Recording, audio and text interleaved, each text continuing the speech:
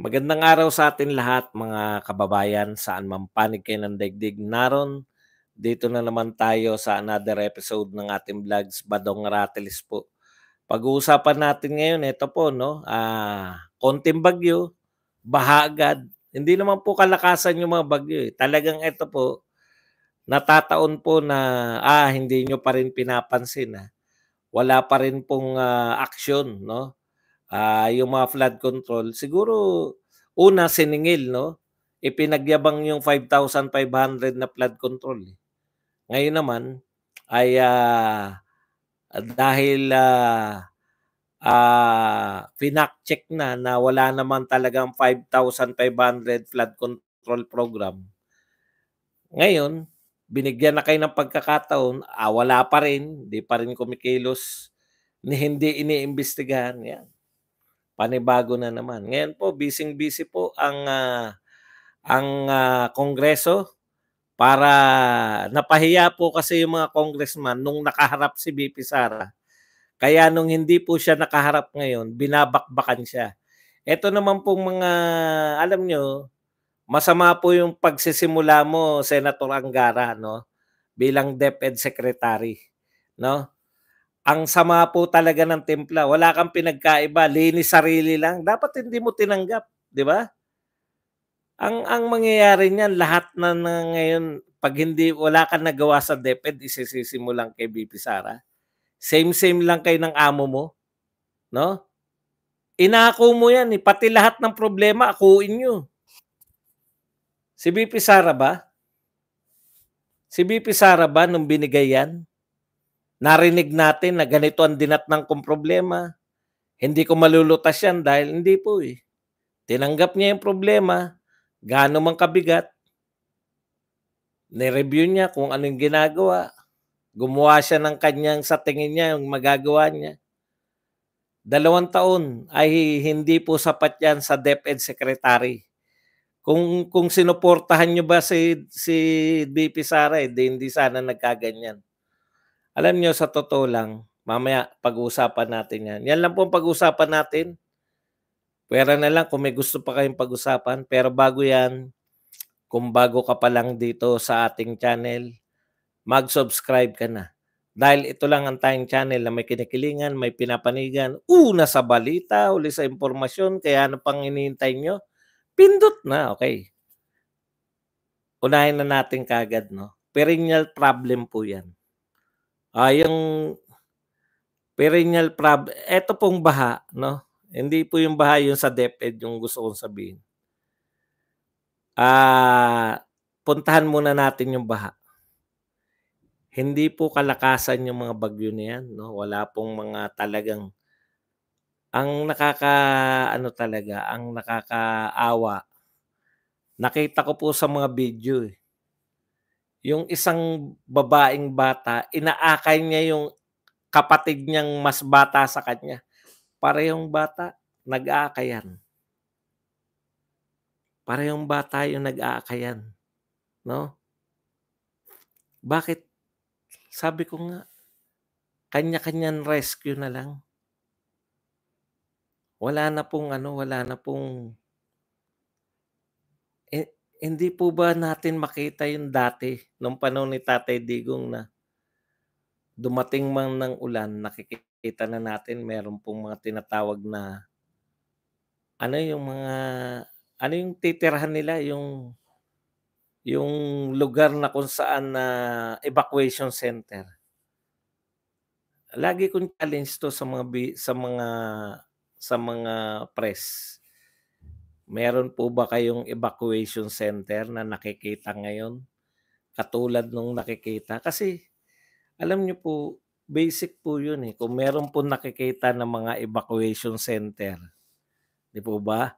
Habang bumabagyo nakikita ng mga tao, seryoso 'to, malakas 'tong malaki 'tong ano 'to, baka bahain tayo kasi nananawagan na si kapitan.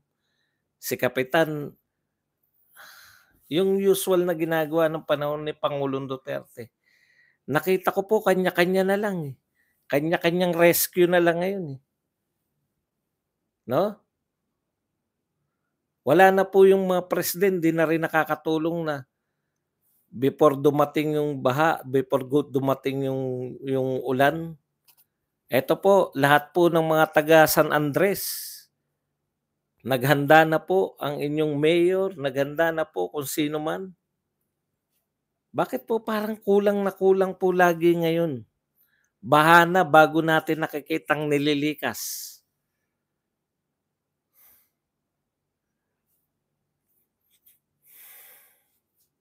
'Pag 'pag inano niyo naman po, pagka tinanong niyo naman yung presidente, eh, malakas ang hangin. Malakas ang hangin, parang wala kang aasahan na ano 'no, malulutas yung mga suliranin na ganito na perennial problem na ang masakit pa po nito, okey lang po na ano tayo, eh, okey lang po na yung maging kaawa-awa tayo na binabaha kung wala po tayong narinig na pondo. 500 billion po yung pondong nilaan, eh. Okey lang din sana kung yung 500 billion na pondo hindi sinisita, walang nag-iimbestiga. Kung wala tayong iniimbestigahan na mas maliliit na pondo, 'no? Dun yun po yung ano ko, yung bakit wala tayong paghanda ngayong mga panahon na 'to? Wala na lang, eh. Teka tanong lang natin, meron na bang heads will roll? Meron na po bang gumulong na ulo sa heads will roll? Hindi kaya Mr. President, kaya walang natatakot na kaya pabanjing-banjing lang lahat ng mga tauhan mo. Hindi kaya dahil hanggang salita lang naman 'yan. Heads will roll hanggang ngayon wala naman tayong naririnig na heads will roll. Pabalik-balik yung hopeless. Ang nararamdaman po ng mga tao ngayon, Mr. President, hopelessness, 'no? Bakit po? Wala kaming makitang wala kaming makitang, aksyon, 'no? Wala kaming makita dun sa pondo. Wala kaming makitang flood control na 5,500. Wala kaming makita kung wala kaming makitang malinaw na pinatunguhan yung 500 billion na para diyan sa flood control. Yun nga po yun, eh, flood control. Bakit hindi ngayon makontrol yung flood? Parang ano yan, eh, parang alam niyo yun, yung may kasabihan, 'di ba? Yung mga manginginom na hindi na umiinom, "Pare hanggang 2 beer lang ako, limit ko lang hanggang 2 beer, nakita mo yung nagsabi na limit niya hanggang 2 beer, lasing na, isang case na yata nainom. Alam mo niyo katwiran, eh, limit ko hanggang 2 beer lang. Pero 'pag naabot ko yung 2 beer, wala na akong limit, naabot ko na." Gano'n po Mr. President, eh. Wala pong limit yung mga tauhan ninyo, hindi po natatakot. Walang ngayon may patay na naman.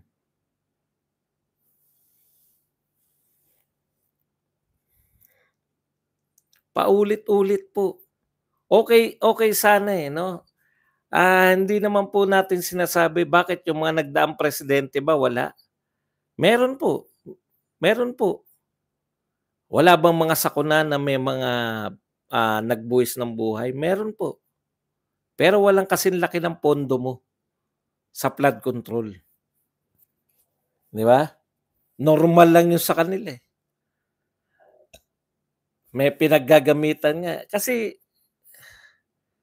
kay Pangulong Duterte nakita natin, eh. Ang problema pinagmalaki niyo.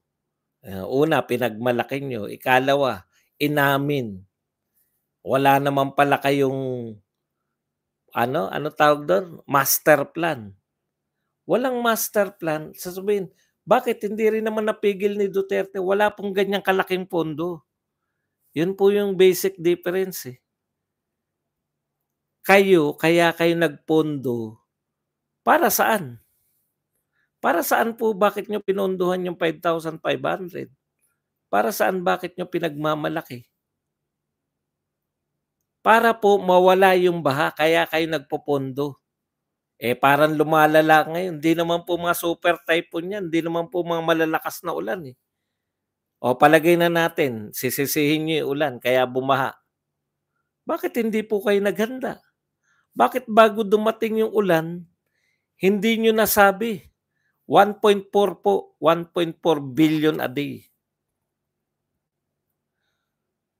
Tapos ang masakit pa nito, naglilinis-linisan pa lahat ng inyong mga kaalyado dito sa Congress, na akala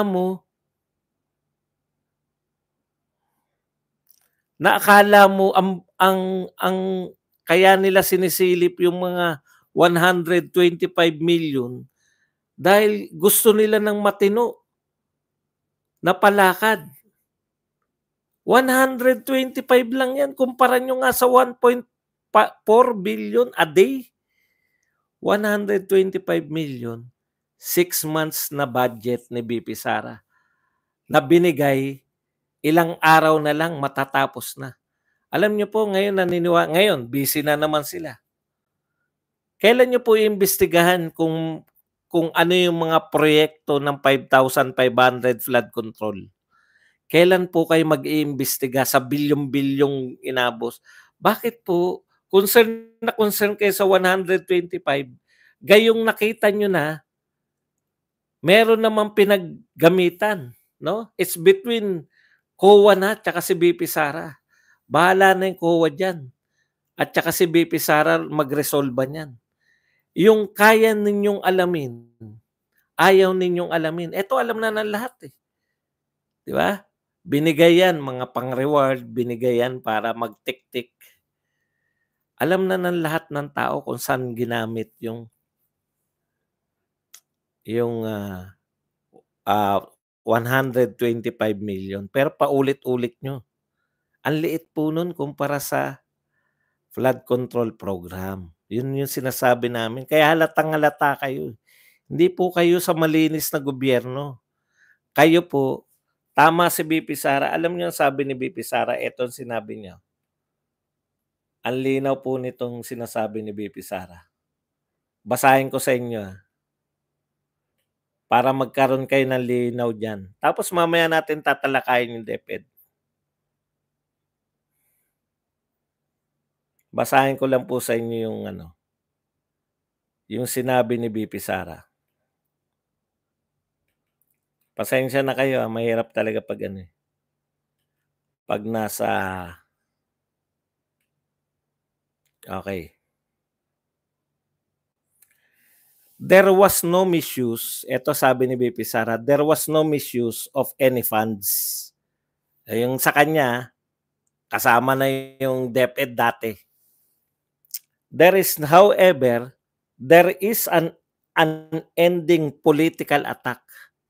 Ang meron po yung unending political attack by the Makabayan Romualdez Marcos Alliance to mask the real problem of the country right now. This is the sad plight of the poor and the hungry because of the unabated rise of food prices. Dapat magtrabaho muna bago politika. Correct. Inuuna po nila yung trabaho, inuuna po nila trabahuin si BP Sara. Inuuna po nila yung pamumulitika kaysa po maglutas ng mga problema. Hindi po natitigil yung pagtaas ng presyo ng mga bilihin. Hindi po nalulutas kasi inuuna nga na pabagsakin si BP Sara. Inuuna yung pabagsakin yung mga Duterte. Inuuna na pabagsakin yung lahat ng malalapit sa mga Duterte. Pero tanungin niyo yung mga problema ng Pilipinas, nalulutas ba nila? Hindi.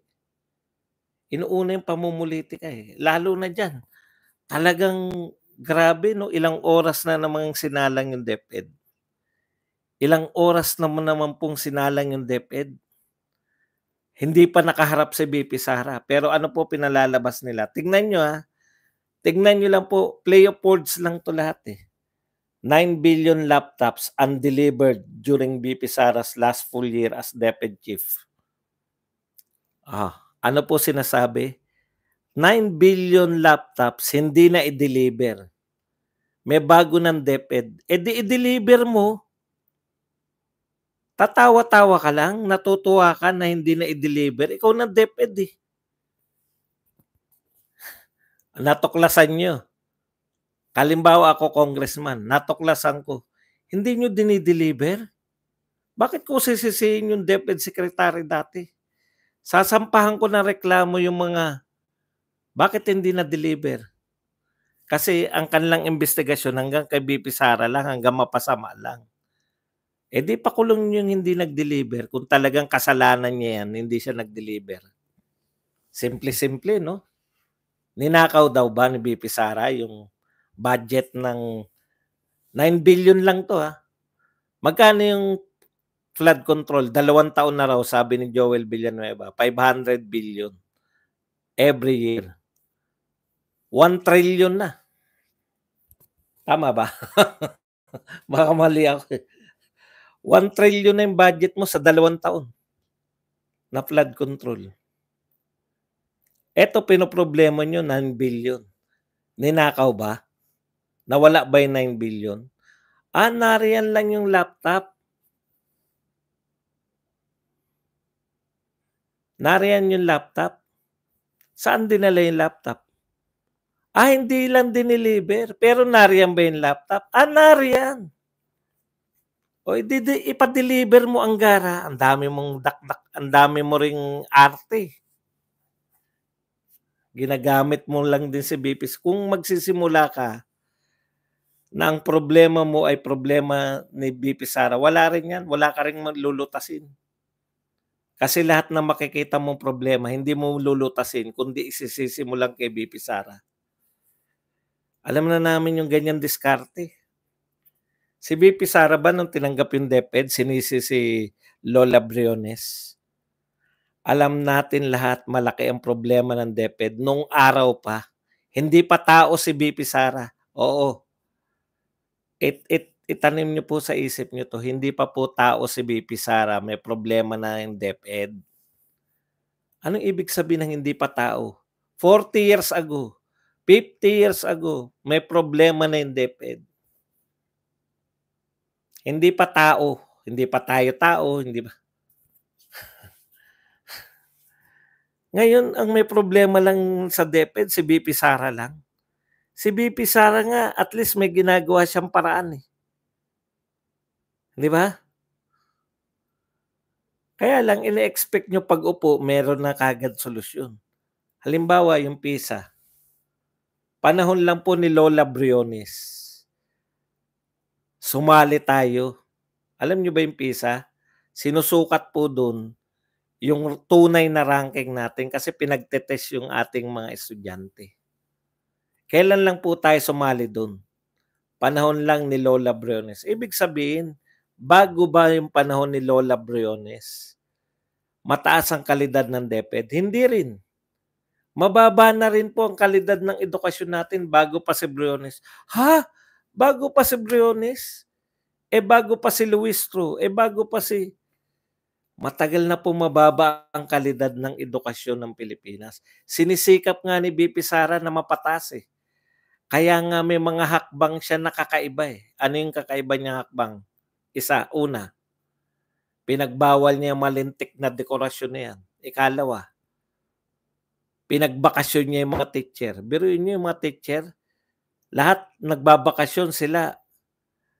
Pagbakasyon ng mga bata, nagtatrabaho pa rin sila.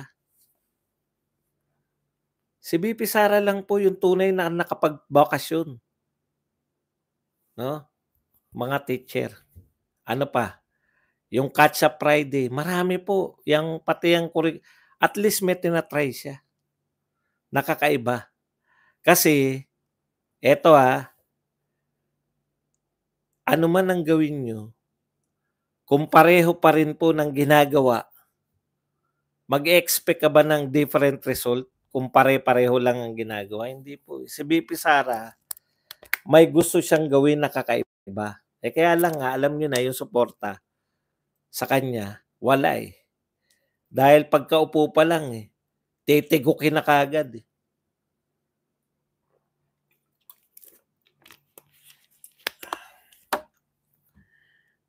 Yan din ang pagkakamali ni VP Sara. Alam niyo yung pagkakamali ni VP Sara? Aminado naman siya ngayon. Ang pinakamalaking pagkakamali ni VP Sara, matiwalain. Masyadong mapagtiwala. Ano ibig sabihin? Dapat nakahalata na si VP Sara eh. Ang kahiling-hilingan ni VP Sara, DND, Department of National Defense. Di ba? Nilagay siya sa DepEd. Tinanggap niya pa rin. Wala siyang nakikitang mali siya. In hindsight, ang DepEd po ang may pinakamabigat na problema sa lahat po ng departamento. Alam niyo na ngayon kung bakit siya nilagay doon. Para madaling tirahin, di ba? Katulad niyan. Ang dali niyang tirahin ngayon kasi hindi siya nakaharap eh. Yung pagiging DepEd niya, wata-wata lang si Angara. Alam mo Angara, kung hindi mo kaya yung trabaho, huwag niyo sisihin si VP Sara. Kasi si VP Sara walang sinisi. Tinanggap niya yung trabaho. Dahil ang akala niya, talagang gusto ni Marcos, no? Ang akala ni VP Sara, talagang gusto ni Marcos na mapatino ang edukasyon. Hindi pala eh. Kaya siya nilagay diyan sa pinakamaraming problema para madurog na siya. Hindi po eh.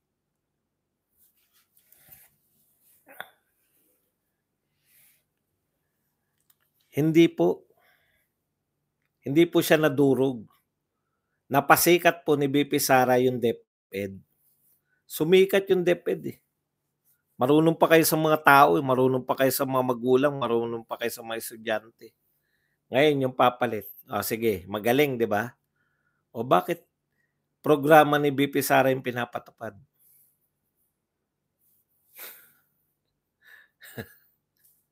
Programa ni VP Sara.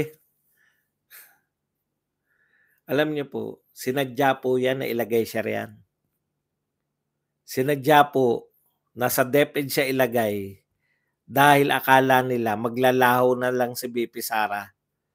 Sa tindi ng problema dyan, baka nga tanim pa yung iba dyan eh. Tanim pa yung mga problema dyan eh.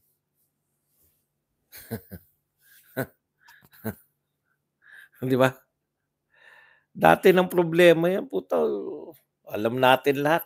Yung kakulangan sa classroom, kay VP Sara nagsimula, utot nyo. Matagal na pong problema yan. Matagal na po.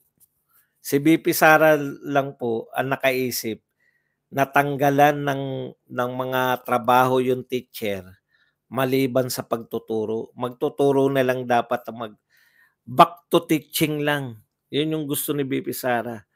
Ibalik yung mga guro sa pagtuturo. Hindi po yung ang daming yung pinagagawa sa teacher. Yun po yun eh.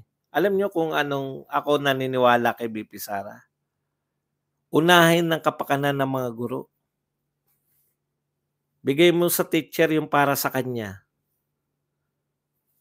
Siguro yun yung kinasasama ng loob ni VP Sara eh. Mukhang hindi itataas ang mga sweldo ng teacher habang siyang DepEd kaya napilitan. Tignan niyo yung yung mga lumalabas na problema ngayon na hindi dinideliver. Hindi nyo ba napuna na baka naman sinasadya yang hindi talaga i-deliver? Para mapasama si VP Sara, di ba? Kaya mahiwatigan yung sinasabi ni VP Sara. Ano yung sinabi niya? Kaya ako nag-resign para rin sa mga teacher. Alam nyo na yun. Pag-resign niya, in-announce na ngayon na itataas na yung sweldo ng mga teacher. Di ba? Alam niyo yun? Hanggat ikaw ang DepEd secretary, putya, hindi namin tataas ang mga sweldo niyan. Di ba, binanggit ni VP Sara yan na Kaya isa sa dahilan ng pagre-resign niya, kapakanan ng mga teacher. Baka yun. Baka yun yung sinasabi niyang pinaglalaban niya na mapataas yung sweldo ng mga teacher. Hindi pumapayag 'tong mga tulongges na 'to. Tapos, ngayong hindi na siya VP, biglang tataasan na kaagad yung sweldo ng mga teacher. Alam niyo na, ibig sabihin? Yun. Kaya, yung mga dali-dali lang yan eh. Kung ako congressman, totoo yung nakita ko na hinuhold nila yung laptop. Bakit nyo hinuhold? Iba po tingin ko dyan. Tatanungin ko yung nang-hold. Hinuhold mo ba yan dahil si BP pa ang DepEd? Ha? Pinasasama mo ba si BP Sara? Hindi. Kayo nagpapasama kayo, nagtutulong-tulungan kayo. Kung ako ang congressman, isa ako sa congressman, tatanong ko rin sa nag-hold. Bakit hindi mo nire-release yung laptop? Para mapasama si BP Sara? Hindi nyo ba naisip yun?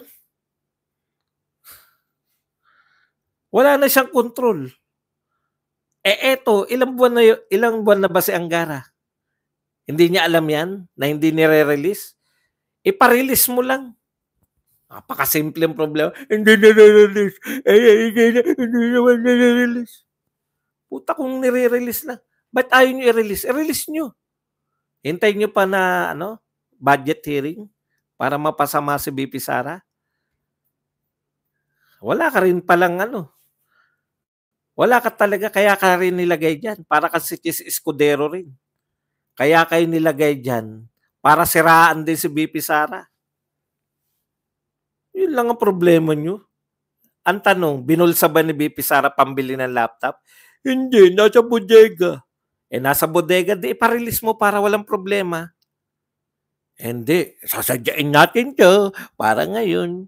Pag sinadya natin, pag nag-ano tayo, puputok natin na hindi nire-release. Putot nyo.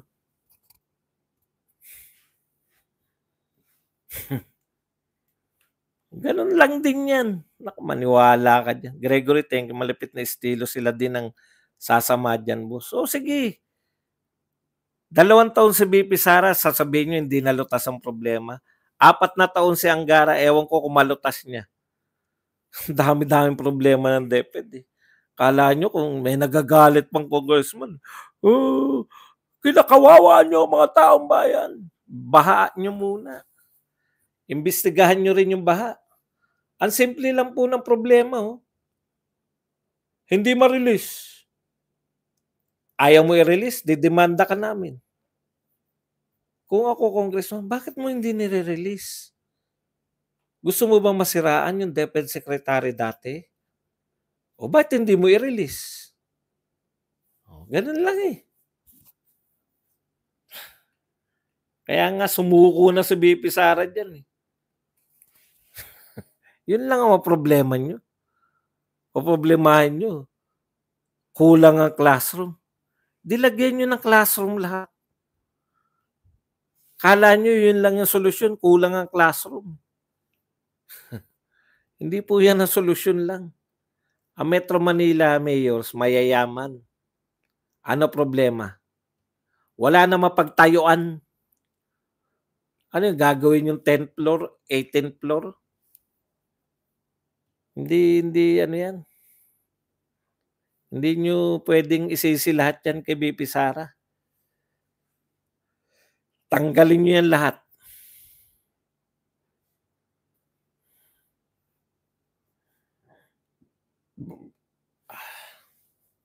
Mananalo pa rin yan kasi ang congressman, doon lang po sa distrito nila yan.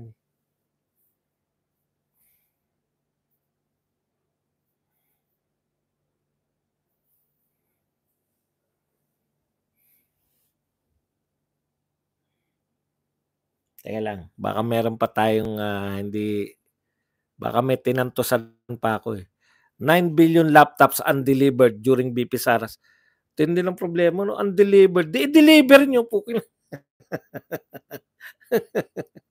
Tanungin nyo sana hindi nag-deliver. Bakit hindi mo dineliver? Gusto mo ba masiraan si BP Sara? Ganun lang. VP Sara donate to Enteng affected communities instead of OBP. Kita niyo po, malawak po kasi. Ako nga naisip ko 'yan, na pagka hindi nila binigyan ng pondo si VP Sara, tayo na magbigay ng pondo. Kaya lang may mga nauna na pala 'no, nangongolekta na sila na para pondo ni VP Sara. Okey 'yan, pero kay Enteng, okey din yung VP Sara 'no, yung nakolekta nila ibigay kay Enteng, pero mangongolekta pa rin para sa budget mo. Para hindi ka ginagawang mukhang timawa ng mga 'yan. Eh, ano ngayon, konti lang naman yung hinihinging budget ni VP Sara, hindi niyo pa kayang ibigay. Waste, ayan.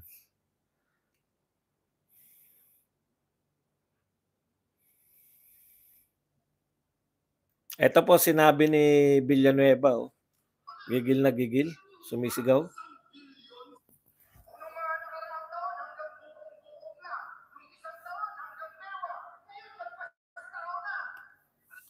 Yung baha daw nung mga nakaraang taon hanggang bukong-bukong lang. Nakaraang taon hanggang bewang. Ngayon daw lagpas tao na. Yan sabi ni Senator Villanueva. Alam nila 'to, Sila nagbigay ng pondo ng, programa ng, flood control.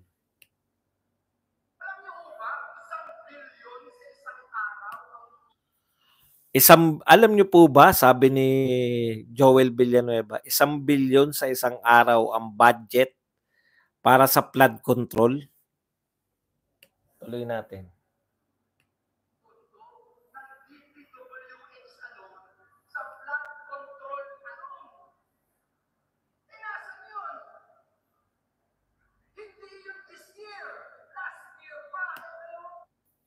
Hindi yun this year, last year pa. Yung sinasabi po na 1.4 billion budget sa flood control ng DPWH alone. Hindi lang yun this year, kasama pa last year, 2 taon na. 2 taon na pong may malaking budget sa flood control. Hindi po kasama yung mga pampatayo ng mga tulay, kalsada. Flood control lang po. Flood control. Yun po. Ngayon, ang tanong ko sa mga congressman, kung ilarawan nyo si VP Sara yung 125 million ni VP Sara, parang nilustay niya lahat ng buong kayamanan ng buong daigdig. No, kung pagbintangan niyo si VP Sara, parang buong daigdig ang nilustay niya. Ang tanong ko sa inyo, bakit hindi niyo imbestigahan yung super laki? Wala pa po sa kalingkingan yung budget na iniimbestigahan niyo ngayon. Yung super laki. Alam na natin. Sila nag-budget niyan. Sa mga distrito nila. Sa mga distrito nila nakalagak. Di ba? Hangin. Hinangin naman. Dati nabangga yung 5,500, ngayon hinangin. Hindi nawawalan ng katwiran. Tapos etong mga taga-kongreso niya, akala mo talaga yung kami ang taga-pamandila ng mga katotohanan. Ang katotohanan si VP Sara ay may nilustay. Nilustay?